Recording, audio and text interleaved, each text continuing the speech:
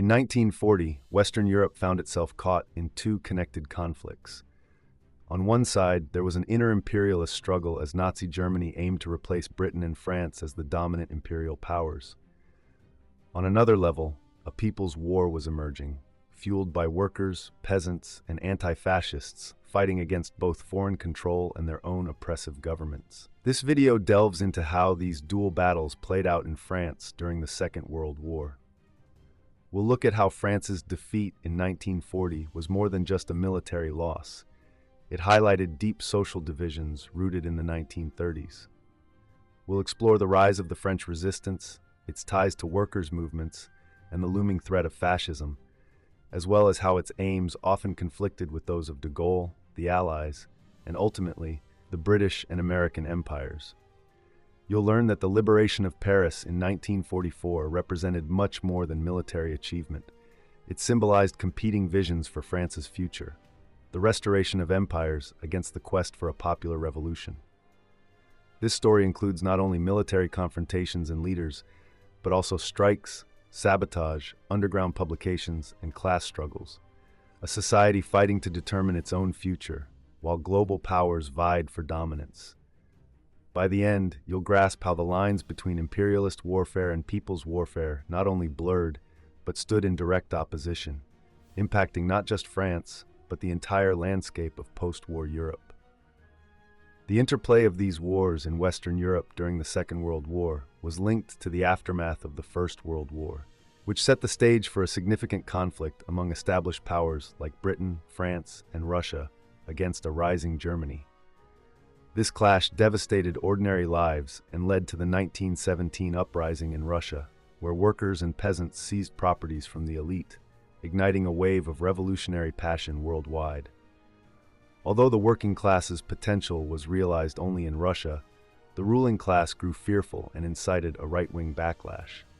In Germany and Italy, unfulfilled imperial ambitions, combined with post-war class struggles, paved the way for the emergence of aggressive counter-revolutionary movements. Hitler and Mussolini pursued two primary goals: expanding their empires by dismantling existing ones and undermining worker organization. In Western Europe, the Axis powers' aggression symbolized a revival of imperial control and a direct assault on labor rights. These dual threats ignited a response that consisted of clashes between empires and a people's fight against fascism. Germany's swift defeat of France in 1940 is a pivotal event of the 20th century. A major European power fell in just 6 weeks of blitzkrieg. Critics have pointed out the outdated mindset of French generals who clung to the trench warfare tactics of World War I instead of adapting to modern advancements. Meanwhile, Hitler's forces effectively employed planes and armored units that easily breached defenses. Yet this defeat extends beyond mere military evaluation. Both sides were evenly matched. Germany boasted 114 divisions and 2,800 tanks, while France had 104 divisions and 3,000 tanks. France's collapse was also influenced by internal class struggles. In February 1934, far-right factions attempted to storm the French parliament, but were thwarted by police. This clash resulted in 15 deaths and over 1,000 injuries. While the riot did not achieve its objectives, it led to the resignation of Prime Minister Daladier. In response, a united left organized protests, illustrating their resolve to combat fascism, which culminated in a general strike involving 4.5 million workers. One striker eloquently expressed the sentiment of the time, declaring, "Going on strike is pure joy, the joy of standing before the boss with your head held high, of walking among the silent machines with the rhythm of human life restored." That same year, a Popular Front government was established.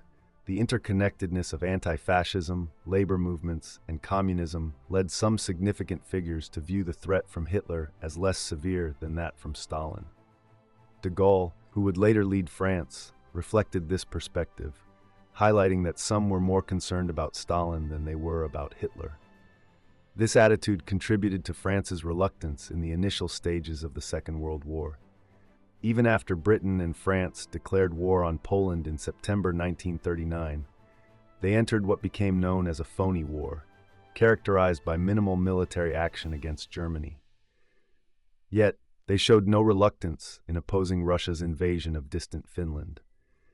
General Gamlin intended to deploy troops, but this plan was abandoned when the Finns sought peace in early 1940. Meanwhile, the French government intensified its crackdown on the Communist Party. Just before the Nazi invasion, around 300 communist municipal councils with nearly 2,800 councillors were suspended. Extensive police raids resulted in the banning of the popular newspapers L'Humanité and Ce Soir, alongside 159 other communist publications. It was a historic moment, as elected officials from the Third Republic were expelled and imprisoned, with 7 communist leaders facing execution. Employers took advantage of this climate of fear to target activists and strikers from 1936. Against this backdrop, Germany launched its attack in the summer of 1940. Their strategies proved alarmingly effective, and the French government found itself in a dire situation, underscored by a refugee's insight about democracy, emphasizing that a ruling class must rely on the entire nation, particularly the working class, or risk making deals with aggressors to protect their social order. French leaders were keenly aware of what was at stake. General Weygand, the commander-in-chief, confided in de Gaulle his worry that the military structure could collapse at any moment, leading to chaos and revolution. He leaned toward surrender, but was haunted by one thought: if only he could be sure the Germans would leave behind enough resources to keep order. Ultimately, putting aside his uncertainties, Weygand pressured his colleagues to surrender by falsely claiming that Maurice Thorez, the Communist Party leader, had sparked a revolution and taken over the presidential palace. Amidst this turmoil, Marshal Pétain showed a clear grasp of French history. Since the Revolution of 1789, governments have faced a choice: rally the masses to defend against foreign threats, or suppress the people to maintain class dominance. In 1871, when the radical Paris Commune resisted the German invaders, Thiers worked with them to harshly crush the Parisian working class. Fast forward 70 years, Pétain argued that facing Hitler, the only choice was to negotiate and, if needed, quash any resistance, just like Thiers had before.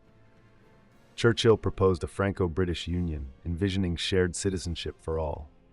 The French cabinet reacted with comments like, "Better to be a Nazi province, at least we know what that means." This wish quickly became a reality.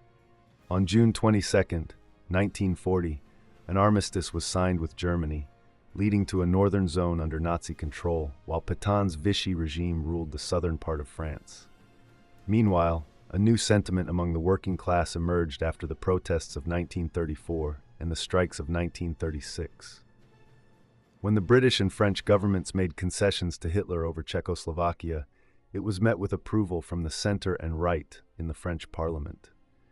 In response, the leader of the PCF declared that France had given in to blackmail, betrayed an ally, opened the door to German dominance, and potentially compromised its own interests.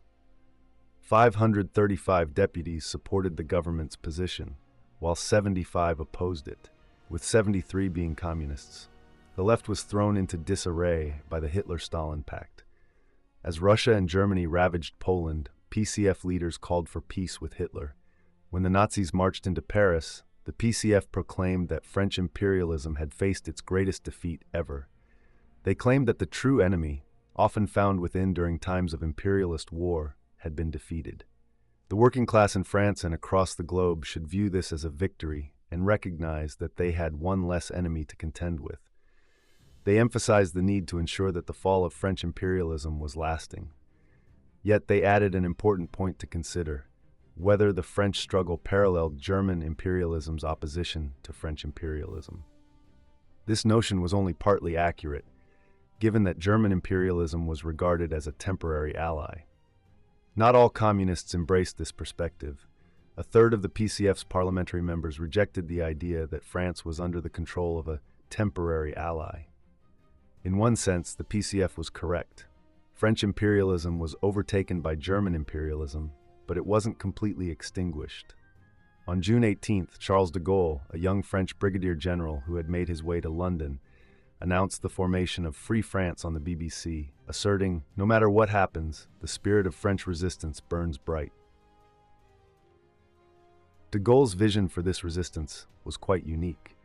He reached out to the French commander-in-chief of North Africa, the High Commissioner of Syria and Lebanon, and the Governor-General of French Indochina to establish a council for the defense of the empire.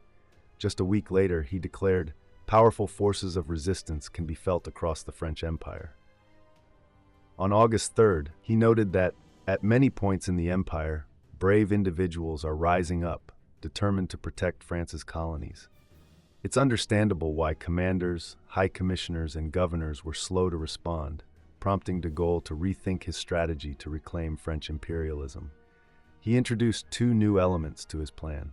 First, it was crucial to drive out the Nazis, which meant mobilizing the masses, but they had to be controlled. His initial defense of the empire remained. De Gaulle explained that the enemy's power could only be broken through a prolonged struggle. Those who wished to sabotage this effort would try to lead national resistance into chaos. He also pointed out that powerful nations would seek to take advantage of France's weakness for their own gain. De Gaulle further urged France's colonial leaders to defend her possessions against the enemy directly and dissuade England, and perhaps one day America, from the temptation of claiming them for themselves. Although de Gaulle would come to symbolize it, the resistance in France grew on its own. It began as a chain of solidarity, routes for prisoners escaping the occupiers. Soon, networks formed to share information with the Allies, followed by movements focused on underground newspapers. In 1941, after Hitler's invasion of Russia, the PCF joined the resistance, leading to a significant increase in direct action and sabotage. Within just 3 months, the Communists reported carrying out 1,500 operations. This involved 158 acts of sabotage that disrupted trains, destroyed 180 locomotives, and 1,200 loads of troops or supplies, as well as damaged 110 train engines and 3 bridges, resulting in 800 German soldiers either dead or injured. In 1942, an initiative to recruit French labor for Germany prompted many young men to join the Maquis guerrilla groups.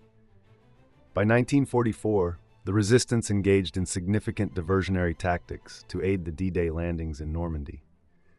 Undertaking these actions required tremendous courage, as resistors were pursued by the Gestapo in the north and faced the brutal Milice in the south.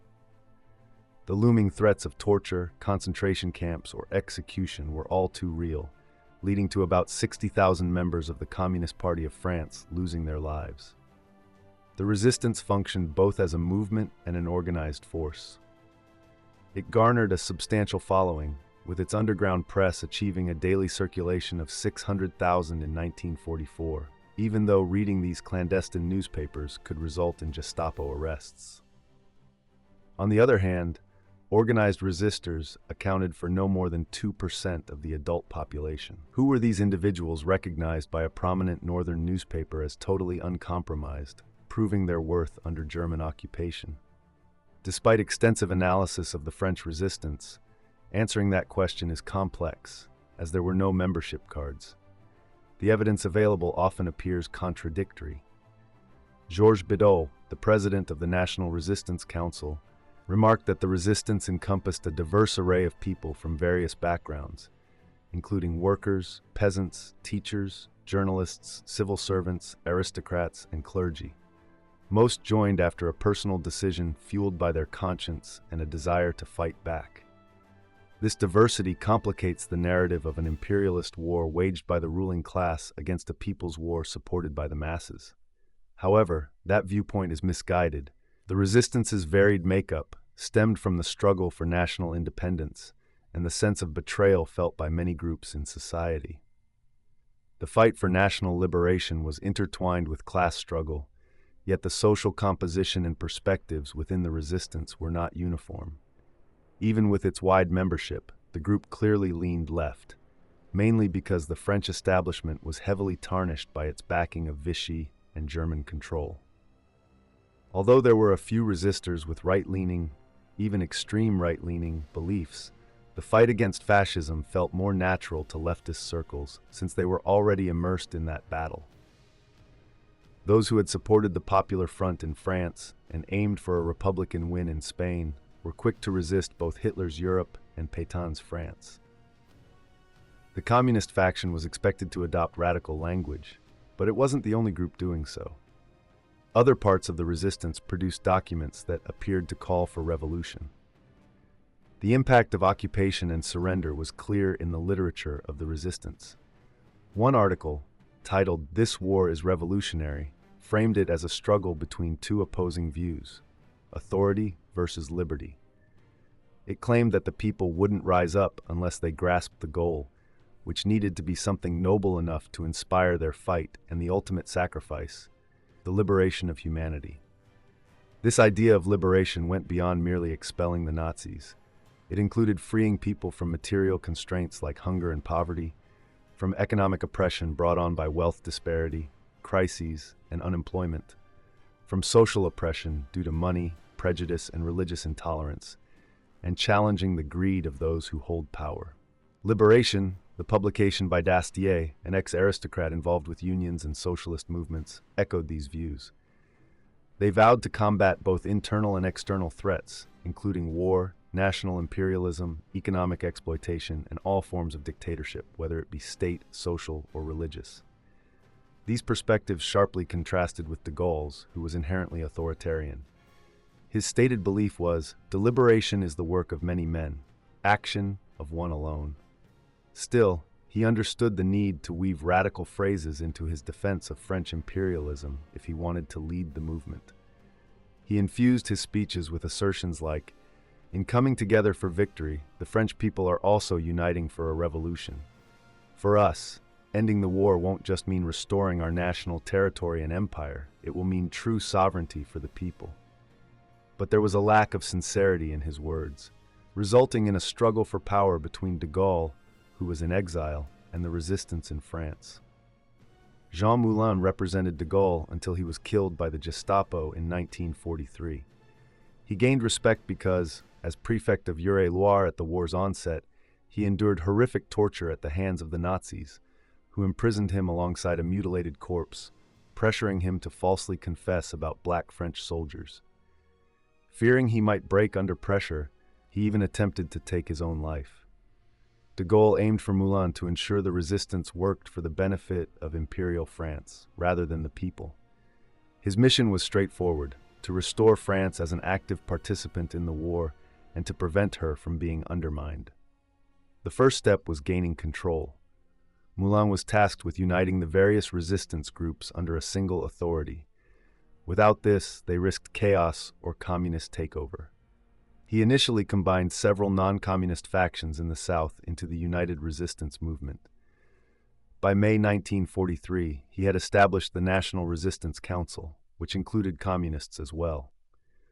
Moulin's next goal was to make certain that de Gaulle maintained political oversight over military matters, steering clear of ideological conflicts. He believed that separating the political from the military must lead to a self-sufficient military organization that would look to London for instructions. This was meant to create the hierarchical, secret army that de Gaulle envisioned to lessen the influence of radical factions. While the resistance was open to a more structured approach for effective coordination, there was strong opposition to the idea of separating military and political roles. Freinet from the Moor argued that the secret army was essential to the United Movement, as it arose from the collective, shaping its structure and recruiting its members. Freinet's view of warfare contrasted sharply with de Gaulle's. He believed that discipline stemmed from trust and camaraderie, dismissing any notion of military-style subordination. Their experiences showed that imposing officers within their ranks was ineffective. Different resistance leaders noted that various groups adopted unique strategies. Some, often former officers, felt compelled to rally their boys in a traditional military manner. At the same time, some individuals recognized they were part of a revolutionary struggle, considering it akin to an international civil war, and honing in on guerrilla tactics. The discussions around this issue were inconclusive, leading to the formation of various militias, including de Gaulle's secret army and the PCF-led Francs-Tireurs et Partisans. Meanwhile, groups like the MUR adopted a more moderate approach with diverse strategies. The secret army acted as de Gaulle's tool, taking a cautious stance, biding their time for the general's arrival on D-Day. This approach went against the resistance's spirit, prompting Moulin to clarify that the actions of the secret army militants would not be restricted as they awaited D-Day, a completely impractical idea. In contrast, the communist-led factions rejected this passive approach and engaged in daring actions, often at great personal risk. They might have garnered the influence that de Gaulle feared, evident in places like Yugoslavia and Greece, had it not been for the US-led North African invasion in November 1943. The operation unfolded smoothly, thanks to pro-Gaullist officers in Algiers, who collaborated with a resistance group led by the Jewish Abulker brothers, seizing top Vichy officials and taking over barracks and command posts.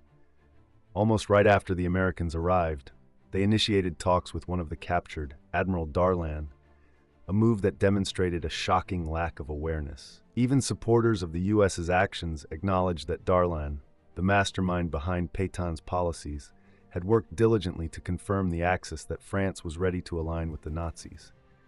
He advocated the same policies for which Laval, Pétain, and other Vichy leaders were later condemned, with Laval ultimately facing execution. For the French resistance, Darlan represented collaboration and surrender. Although he was selected as Pétain's successor, the US liberated him and returned control of the North African government to him. Morgenthau, the US Secretary of the Treasury, quietly voiced his frustration, questioning the point of fighting if it was to reinstate such fascists to power. The resistance movement was taken aback, though this turn of events wasn't entirely surprising. Roosevelt had maintained connections with Vichy from the beginning by signing a trade agreement in 1941. Darlan's return infuriated the French resistance, who condemned the betrayal from their political and military leaders. This led to a resistance fighter assassinating the admiral. The US then shifted its attention to General Giraud, who hadn't collaborated with the Nazis and was celebrated for his daring escape from prison. However, Giraud's perspectives on Pétain, Vichy, democracy, and anti-Semitism weren't significantly different from Darlan's. It could be argued that Roosevelt aimed to pull Vichy away from Germany, but it seems more likely that the US wanted its own allies to replace de Gaulle, who was backed by the British. Roosevelt was clear about not wanting to engage with entities pretending to be governments, which referred to de Gaulle. The United States was clearly willing to partner with anyone who would follow its lead rather than allow a rival imperial power to emerge in France. Operation Torch did not deliver on the Atlantic Charter's commitment to self-determination for all peoples. Under Giraud, 7 million Algerians continued to suffer under United States-supported French colonial rule and the large settler population. Vichy's anti-Semitic legislation remained intact, along with concentration camps that imprisoned elected communist deputies, now joined by Gaullists and resistance fighters who aided the Allies' landings. In mainland France, in response to Operation Torch, the Nazis dismissed Vichy's pretense and took control of the entire country. However, the outrage from the Darlan incident united all resistance factions behind de Gaulle, providing him with enough support to marginalize Giraud and establish a provisional French government in North Africa. The legitimacy granted by the newly formed CNR was crucial in elevating de Gaulle as the national leader. Yet, once he consolidated his power, he neglected his supporters. Moulin was killed by the Gestapo, and his successor, Bedal, mentioned sending hundreds of coded messages to the French government in exile, receiving only one reply: reduce traffic. De Gaulle was only inclined to connect with his resistance movement during the Normandy landings in the summer of 1944. General Eisenhower aimed for maximum disruption of the German forces from inside France. The resistance movements committed fully to the struggle, often at great personal cost. In this unequal struggle, many lost their lives in places like Vercors, yet the number of fighters grew from 140,000 to 400,000 between June and September. The uprising relied heavily on weapons from the Allies, but these were provided very selectively. Even Freinet, more aligned with Gaullism than communism, expressed disappointment that right up until D-Day, only de Gaulle's direct representatives, who preferred inaction, received crucial radios, funds, and arms. Furthermore, although parachute drops increased somewhat, the supplies still did not meet the needs. largely due to the deep distrust the United States had towards the resistance. Corsica presented a vision of freedom through a people's war rather than through Operation Torch. The island was held by German and Italian forces.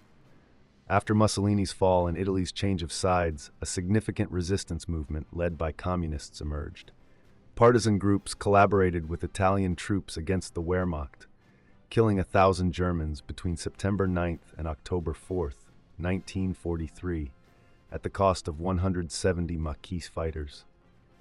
An uprising in Ajaccio saw leaders elected through mass gatherings, refusing to work with any local equivalent of Darlan. We can't defend the island properly unless true patriots are in charge. We can't trust a local government that failed to stand firm in 1940. Let's remove the Vichyists.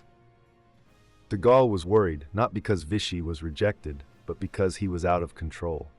He voiced that he didn't want this precedent to take root in metropolitan France the next day. This tension between his approach and that of the Corsicans became even more evident during the liberation of Paris. By August 1944, Nazi power was fading in the French capital due to a restless citizenry. De Gaulle feared the resistance might capture Paris before imperial forces arrived. When widespread strikes among police, postal, and metro workers erupted in mid-August, de Gaulle ordered them to return to work immediately to maintain order until the Allies came. However, that order was disregarded, and on August 19th, a large-scale uprising began. Led by Roll Tanguy, a communist veteran of the Spanish Civil War, 20,000 fighters liberated the city over 8 days, although only about 10% were armed. The German commander, von Choltitz, was instructed to destroy Paris rather than relinquish it. Despite his experience at Stalingrad and his role in the devastation of Warsaw, he realized that executing such orders could trap his forces and lead to their destruction by the resistance. At a critical juncture, representatives from the Gaullist side extended an offer for a truce, permitting von Choltitz to retreat safely if he agreed to spare the city. Consequently, the resistance was directed to cease fire against the occupiers. This move incensed the resistance leaders, with one expressing disbelief at the disconnect between the actions of the people and the elite who positioned themselves between them and the enemy. During this chaos, the Germans regained the upper hand for the first time. On the night of August 20th to 21st, 99 resistance fighters lost their lives, while only 5 Germans were killed. However, the following day, the uprising resumed and completed the task that had been perilously disrupted. It wasn't until the evening of August 24 that regular French troops, notably General Leclerc's 2nd Armored Division, reached the city center. The total casualties in the liberation of Paris were 1,483 French and 2,788 Germans. With the despised enemy gone, would previous divisions dissolve in the spirit of national unity? Not at all. While the triumphant resistance awaited de Gaulle at the Hôtel de Ville, a bastion of Parisian defiance for 300 years, de Gaulle was occupied elsewhere. He first met von Choltitz's aide-de-camp, then discussed matters with key financiers and the director of the Bank of Indochina, before finally arriving at the War Ministry. It was only after recognizing the Parisian police, who had aided the Nazis in maintaining order, that he proceeded to the Hôtel de Ville. Instead of seizing the moment to praise the fighters, he criticized Roll Tanguy for daring to accept the German surrender as an equal to the so-called legitimate soldier Leclerc. This was just a foreshadowing of what was to come. 3 days later, de Gaulle reconvened with the resistance. As he stated, the militias have no further purpose. The existing ones will be dissolved, and after acknowledging feedback from the CNR members, he concluded the meeting. Shortly after, the resistance was disarmed. Although the process was less brutal than in Greece, it still bore resemblance. The PCF, the primary resistance party, accepted Stalin's view that France belonged within the Western capitalist sphere, which led their fighters to comply with de Gaulle's demands. On the final day of the war in the West, contrasting views of the Second World War became even more apparent. Amid the celebrations on May 8, 1945, French troops opened fire on jubilant crowds in Sétif, Algeria, resulting in thousands of fatalities. It might seem that French imperialism had completely quashed the People's War, yet its impact endured. Resistor Stefan Hessel remarked that the CNR program of 1944 established the principles and values that laid the groundwork for our modern democracy, bringing about extensive reforms in areas like economy, welfare, and education. In 2010, Hessel noted that even after 65 years, the existing economic crisis jeopardized the last vestiges of that legacy. This is also true for much of Western Europe, which had enjoyed a post-war social democratic consensus after 1945, but is now facing challenges once more. Unlike France, Britain was not occupied by the Nazis, which meant no independent radical resistance emerged from a government in exile. Signs of class conflict were downplayed. Consequently, on the verge of war, when Labour's Arthur Greenwood criticized the appeaser and Tory Prime Minister Neville Chamberlain, dissenting Tory MPs shouted, "Speak for England," while Labour MPs countered with, "Speak for the workers." In 1940, various factions came together to back Churchill as the new Prime Minister. He declared, "This is not a war of leaders or ambitions, it's a war of people and causes." From the Labour front, former Union leader Bevan stated that British Labour would not engage in an imperialist war.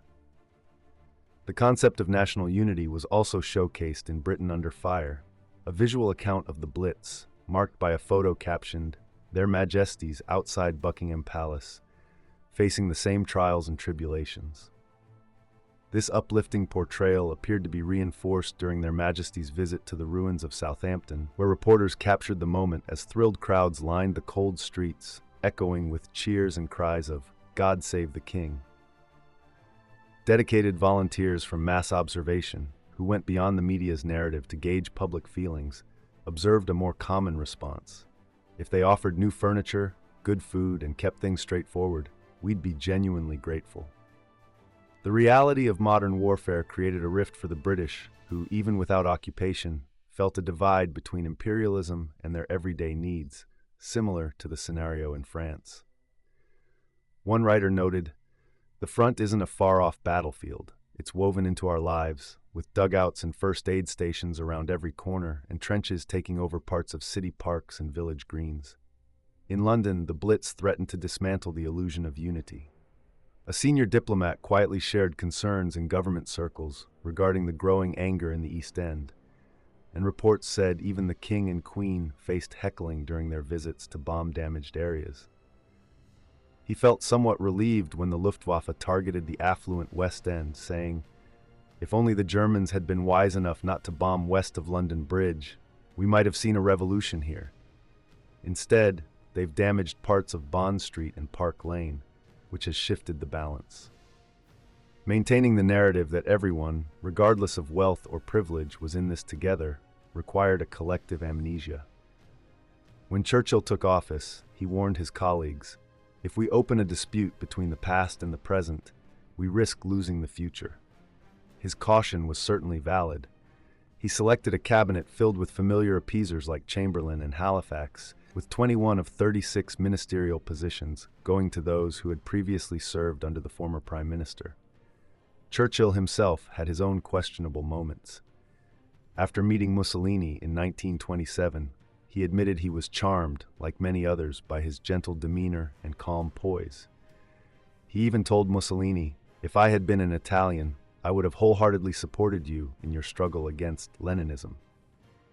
Fast forward 9 years, during Italy's invasion of Abyssinia, Churchill opposed sanctions against Italy and referred to the Hoare-Laval Pact, an attempt to appease fascists by handing over large chunks of the country, as a very clever, forward-thinking agreement. Nothing Mussolini did could diminish Churchill's admiration.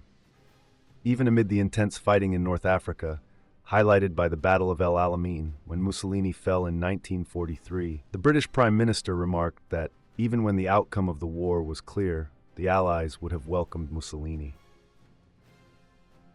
It's evident that taking firm action against fascism was not his primary motivation during the Second World War, nor did he show much concern for the rights of smaller nations. His disregard for Indian nationalism is worth discussing later, but his comments regarding Irish independence in 1921 were particularly revealing. What a foolish and hideous prospect we face. What a crime we would commit if, for a fleeting escape from worry and strife, we condemned ourselves and our children to such misfortunes. It would tear apart the British Empire. He believed that Ireland needed to be tightly secured with blockhouses and barbed wire, with everyone systematically searched and questioned. Still, Churchill was firmly against appeasing Hitler and his reign of terror. His resistance to the Führer was unwavering, driven solely by the direct threat to Britain's power. Churchill's wartime speeches are justly celebrated, yet often, those famous lines are quoted out of context, leaving crucial sentences unfinished. After each impassioned call to arms, there was always a reference to empire. Consider these lines: "I have nothing to give but blood, effort, tears, and sweat, for without victory, there can be no survival." Understand this: there is no survival for the British Empire and all that it stands for. The Battle of Britain is about to begin. The fate of Christian civilization is at stake, along with our own British existence and the lasting legacy of our institutions and empire. So, let us ready ourselves for our duty and conduct ourselves in such a way that if the British Commonwealth and Empire lasts for 1,000 years, people will say, this was their finest hour. While Churchill was not as direct as Amory, who stated that once the defensive Battle of Britain was secured, the Battle of Empire comes next, Churchill did declare, "We intend to hold our ground. I did not become the King's first minister to oversee the end of the British Empire." The imperial approach of the British government during the war was not merely a personal decision. It was shaped by both historical and contemporary grand strategies. For centuries, the need for a strong Royal Navy was driven by overseas colonies, leading to a military budget that reflected this priority. The Royal Air Force followed, while the Army, essential for any conflict with a power like Germany, lagged far behind. Between 1923 and 1933, 58% of military spending was allocated to the fleet, 33% to the Air Force, and just 8% to the Army. By the start of the Second World War, only 107,000 of Britain's 387,000 troops were stationed at home.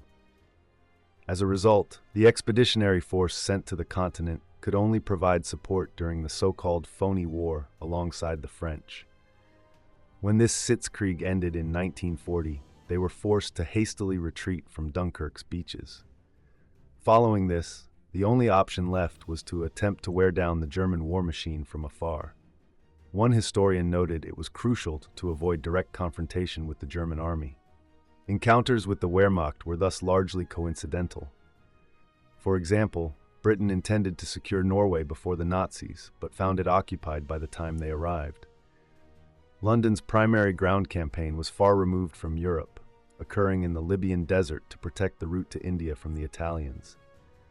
Engagement with German forces only happened there after the Italians brought in Rommel's panzer divisions. A fresh opportunity to confront Germany under more favorable circumstances arose in 1941 when Hitler invaded Russia and the USA joined the fight. With 240 Nazi divisions in the east and only 50 in the west, Stalin urgently asked for troops to cross the Channel and open a second front. When Britain hesitated, some remarked that it seemed prepared to fight to the last drop of Russian blood. Churchill replied, both sulky and factual, saying the Russians had no right to blame us for their predicament, as they had brought it upon themselves with their pact with Ribbentrop, which unleashed Hitler on Poland and sparked the war. He also condemned the Soviets for acting only in their own self-interest, ignoring the rights of smaller nations, which was the very struggle Britain and France were fighting for, alongside their own interests. This came from a government that postponed the Second Front, citing the vast distances that British troops were spread across, from Gibraltar to Calcutta. The emphasis was on the need to maintain forces in the Middle East and secure a line from the Caspian to the Western Desert, while also grappling with the challenge of balancing home strength and supplying units in places like Iceland, Gibraltar, Malta, Aden, Singapore, and Hong Kong. When Churchill promoted Operation Torch, the landings in French North Africa, many were skeptical about its role in fulfilling Britain's commitments to Russia. Britain's main wartime strategy often reflected a typical imperialist mindset, little regard for human life, particularly among civilians. The strategy involved area bombing, where the RAF indiscriminately targeted German cities rather than specific military sites. This tactic had been proposed back in 1932 by then Prime Minister Baldwin, who highlighted that since the bomber always gets through, the only defense was to adopt an offensive stance. You had to kill more women and children faster than the enemy if you wanted to survive.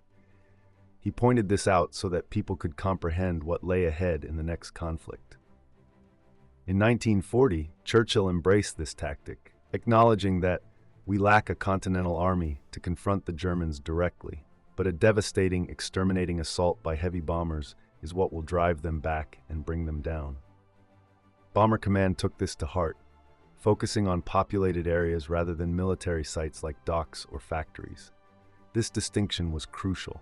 In reality, around 3/4 of the bombs fell on civilian targets, aiming to displace 25 million people, which resulted in 900,000 deaths and over 1 million injuries. Some argue that practicalities made area bombing necessary. Strong German anti-aircraft defenses made daylight raids on military targets costly, and nighttime attacks had difficulty hitting precise locations. Consequently, major cities became the more practical targets. However, the British military's technical capabilities were deeply connected to the Empire, making them inseparable. Even if area bombing had been regarded as the only choice, its justification faded after the Normandy landings in the summer of 1944. Nonetheless, the campaign continued relentlessly under Arthur "Bomber" Harris. He asserted that his teams had nearly destroyed 45 of the 60 largest German cities, averaging a devastating 2.5 cities every month, even while concentrating on the invasion. On February 13, 1945, British and American bombers unleashed a firestorm that decimated Dresden's cultural center, obliterating 19 hospitals and 39 schools while leaving essential military and transport facilities intact. Between 35,000 and 70,000 lives were lost, with only around 100 being soldiers. The bombing ceased only when Churchill realized that a completely ravaged land would offer nothing to claim after the war. He acknowledged they would end up controlling a devastated area, understanding that the resources needed for reconstruction would be unavailable if everything was utterly destroyed. Eventually, he proposed a more focused strategy aimed at military objectives like oil and communication lines, rather than random terror and devastation. Was there a case to be made that this suffering sped up the fall of Nazism? Some suggested that area bombing would diminish morale and hinder weapons production. However, Germany's industrial output actually increased during the bombardment, rising notably from January 1942 to July 1944. Instead of weakening morale, the German people grew more determined. Hitler's armaments minister mentioned that the expected loss of 9% in production capacity was balanced by a significant boost in effort. Max Hastings highlights that Bomber Command's primary function and success lay in rallying the British public and their allies rather than causing damage to the enemy. The ultimate defeat of Germany was largely attributed to the Red Army, which fought crucial battles like Stalingrad and Kursk. Soviet military losses hit 13.6 million out of 20 million soldiers, leading to an astonishing attrition rate of 68%. In contrast, British military strength stood at 4.7 million, with 271,000 casualties, reflecting an attrition rate of just 6%. The choice to postpone the opening of a second front until the Soviet Union was achieving victories independently, along with the intentional targeting of civilians with little military benefit, sharply illustrates Churchill's way of waging the war. His administration was primarily intent on demonstrating Britain's status as a major power, a concern not shared by the general populace. Many authors highlighted that this conflict embodied a clash between two starkly different ideals: humanism versus anti-humanism. It was fundamentally a struggle for a way of life centered on love, not power. Observers remarked that the public largely avoided the fervent nationalism that characterized the First World War, commenting that there was no intense wave of patriotism or primitive aggression. However, this shouldn't be mistaken for apathy. In 1938, 75% of people felt confused or neutral about foreign affairs. By 1944, 85% had developed strong opinions, with a significant majority advocating for global cooperation. Everyday citizens remembered how the end of appeasement abroad coincided with deteriorating living conditions at home, prompting them to take a stand against local oppressors who were attacking workers' rights. A 1941 mass observation study in Glasgow showed that workers believed their employers were only looking out for themselves, showing little concern for their employees or the broader community. Some even suspected that employers might actually prefer a regime under Hitler, indicating how leftist ideas had fostered a view of the employer as allied with fascism. Drawing from experiences of the First World War, many felt trepidation about what the Second World War would entail. A satirical book from 1940 warned that if the powers that be had their way again, the so-called People's War could regress back to a classist England, unchanged. Mass observation found that workers weren't necessarily against the war or calling for peace. They craved participation while also dealing with their own battles. Most weren't fighting to uphold the Britain of the 1930s or its imperial dominance. A mass observer noted in 1944 that people's priorities centered on remedying past grievances, especially job security and adequate housing. Instead of supporting area bombings or the empire, ordinary people sought a fight for justice and dignity. Notably, residents in cities heavily bombed during the Blitz were the least supportive of retaliatory measures. In London, where 1.4 million were left homeless, only a small number wished to fight back. Mass observers collected opinions showing that everyday people's views often clashed with the government's position.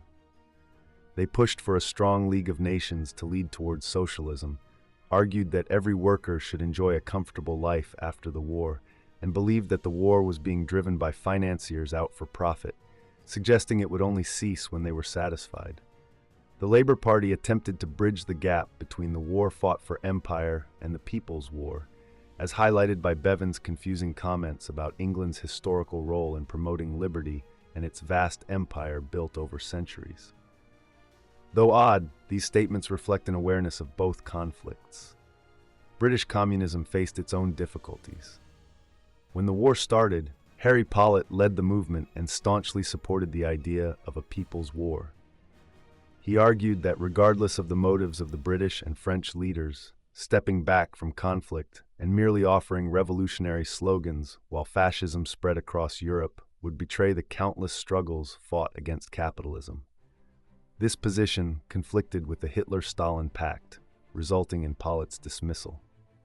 By October 1939, the Communist Party's manifesto began calling for a unified people's movement to demand an immediate end to the war, overthrow the Chamberlain government, and prepare for new elections aimed at establishing a government focused on immediate peace.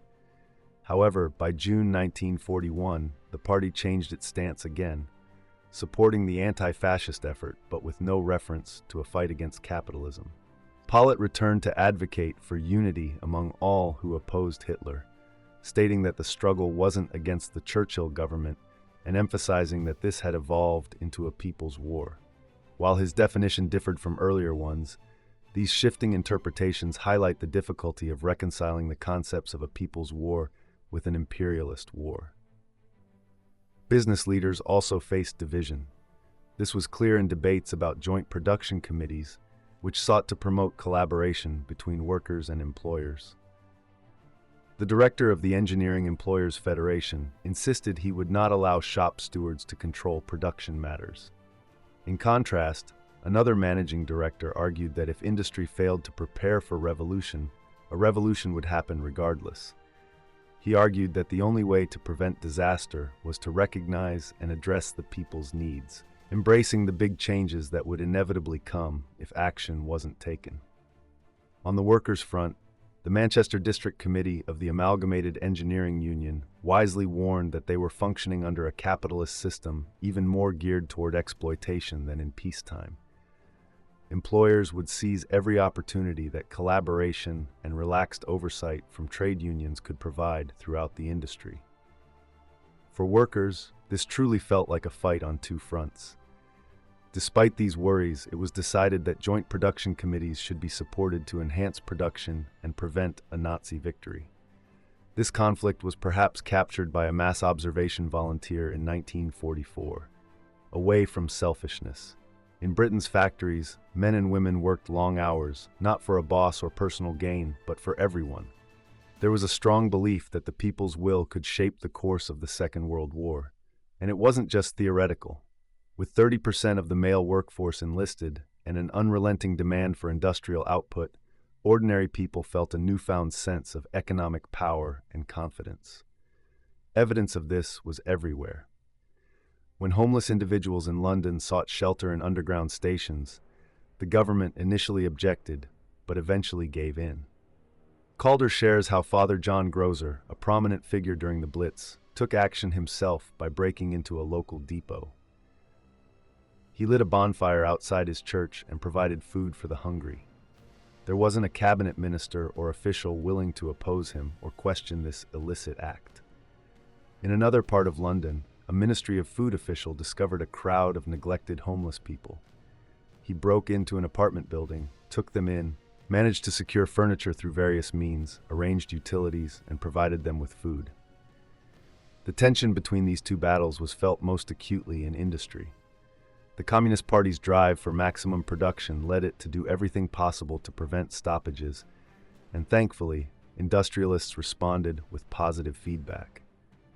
At a shop stewards meeting, an alternative perspective emerged when someone brought up the appeasement of Hitler in Munich in 1938, pointing out that there were still those in both the government and business who shared this mindset. This skepticism clearly resonated with many, and the public often sided with the workers during industrial disputes. The Communist Party's ties to Russia significantly bolstered its position, countering the effects of setbacks from strikes against it. However, this situation also created an opportunity for other political factions to tap into the workers' frustrations. Though the Trotskyist movement was relatively small, its opinions on the war led it to inspire a significant wave of strikes far beyond its size. Historians from this group emphasize that British Trotskyists made a clear distinction between the capitalist rationale for the war and that of the workers, who were primarily motivated by the desire to protect their organizations and democratic rights from fascism. In the initial months of the war, there were 900 strikes, and by 1944, that figure had jumped to 2,000, resulting in 3,700,000 lost production days. This occurred in spite of the combined efforts of labor, the Communist Party, and Regulation 1AA, which functioned almost as a strike prohibition and has been called the strongest anti-strike measure any government has had since the Combination Acts of 1799. One historian notes that the level of activism and discussion rose significantly, sometimes providing a platform for far-left agitators, even though many were premature in demanding a second front at home. The radical spirit of this era didn't match that of the First World War due to the complexities of the Second World War. However, the concept of a second front at home carried weighty implications. Meanwhile, Britain's military in the Middle East was engaged in its own challenges as it worked to defend Egypt and secure the sea route to India, an essential asset of the empire. The commanders were largely seen as upper-class Englishmen, tall and formal, often attending dinners in the same fitted crimson trousers worn during the Crimean War. Almost all had attended the same elite public schools, and the Sherwood Rangers from Nottingham, led by the Earl of Yarborough, even attempted to bring a pack of foxhounds with them to Palestine. Eton's elite training proved inadequate for the harsh realities of total war. The fall of Tobruk marked the largest British defeat since Singapore, with German tanks alarmingly close to Cairo, just 10 kilometers away. To lift the spirits of Britain's troops in the desert, Field Marshal Montgomery rallied his men, giving them a compelling reason to risk their lives. The newly formed Army Bureau of Current Affairs, primarily staffed by progressive educators, aimed to frame the Second World War as a struggle for the people. Although military regulations forbade soldiers from political involvement, the intense atmosphere made it easy to intertwine current events with politics. A movement began among the soldiers, expressing their views through various information sheets and wall newspapers, advocating for a war for the people instead of an imperialist endeavor. The soldiers' anti-fascist movement pledged to enhance the war effort while calling out any signs of complacency within the armed forces, emphasizing anti-fascist news. Their mission was to do everything possible to speed up the defeat of fascism, which they believed would lead to a people's peace. The mere act of soldiers discussing military policy was viewed as insubordination, especially when they pushed for a second front despite Churchill's hesitations. This discourse extended even further. The rhetoric from Allied leaders framed the war as a fight for democracy, which prompted some soldiers to argue that democracy should also apply to those fighting on the front lines. In late 1943, a mock soldiers' parliament took shape in Cairo, notable for its independence from officers and resembling a parliament of other ranks as seen during the English Revolution. The proposals from this assembly shed light on its intentions. One such proposal called for public ownership of businesses, leading to the nationalization of distributive trades by December 1st. This was followed by a bill to restrict inheritances. Additional proposals included granting independence to India, abolishing private schools, and nationalizing key industries like coal, steel, transport, and banking. An election held through a mass meeting concluded with the Labour-CP coalition winning 119 seats, the Commonwealth securing 55, the Liberals 38, and the Conservatives only 17. At Westminster, a Conservative MP suggested that off-duty soldiers should be allowed to engage in politics. He argued that this wouldn't hurt and could actually bring about great benefits, claiming it was their right if they were truly defending democracy. Unsurprisingly, this earnest suggestion was shot down. An imperial conflict requires a submissive military that obeys the commands of the ruling elite without question. Those who advocated for a people's war had to be silenced. In February 1944, the commander-in-chief of Middle East forces ordered that Parliament's name be off-limits.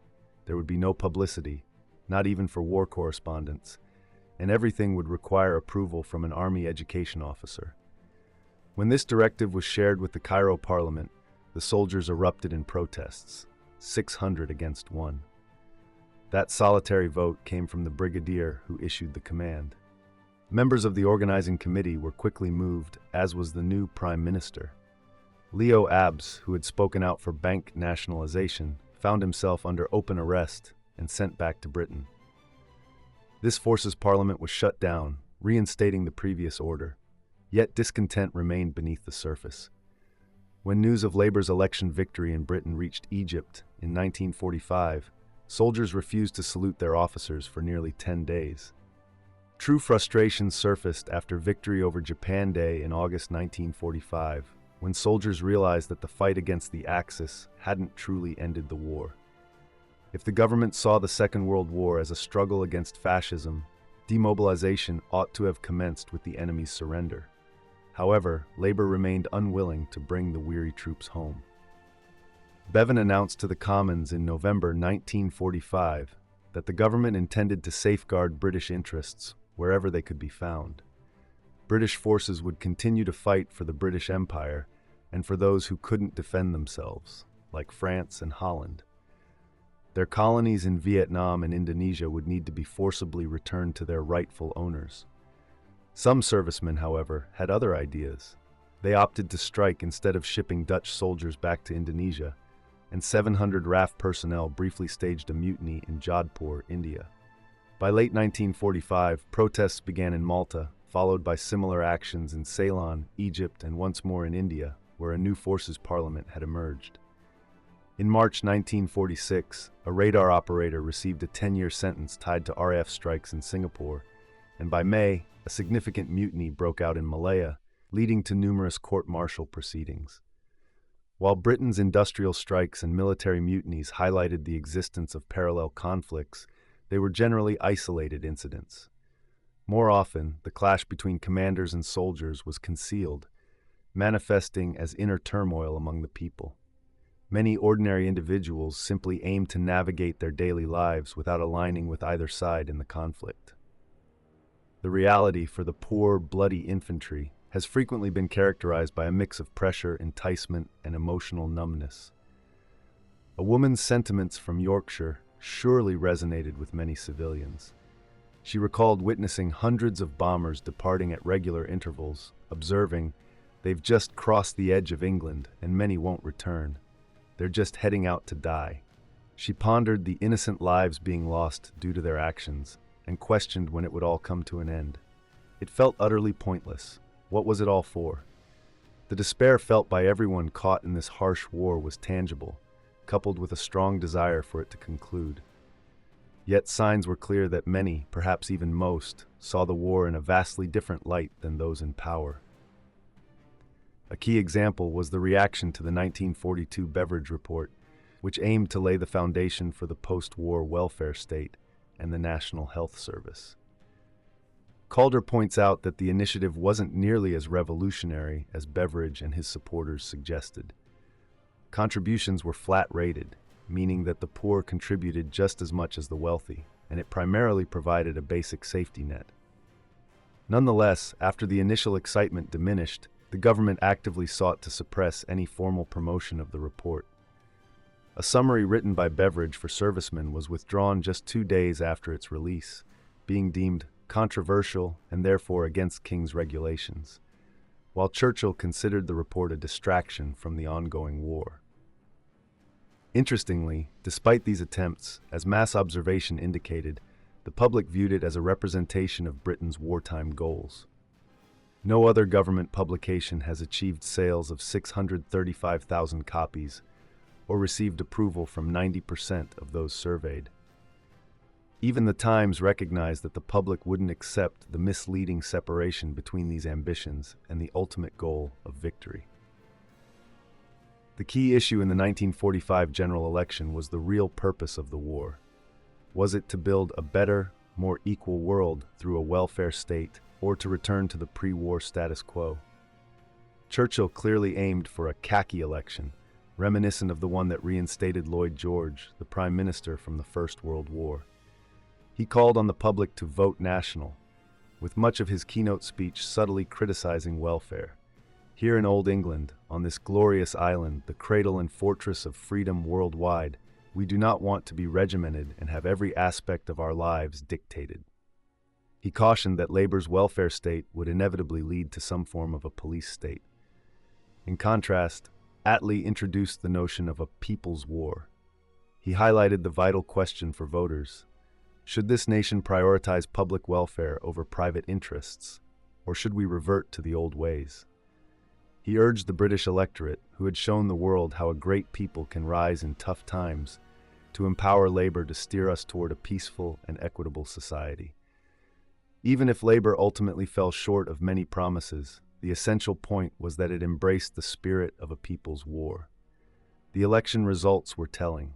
Churchill's Conservatives lost seats, dropping to 213 members of Parliament, while Labour advanced to 393 members of Parliament, marking its first majority government. The coalition government had fought an imperial war, yet for millions of voters, the purpose of that struggle felt fundamentally different.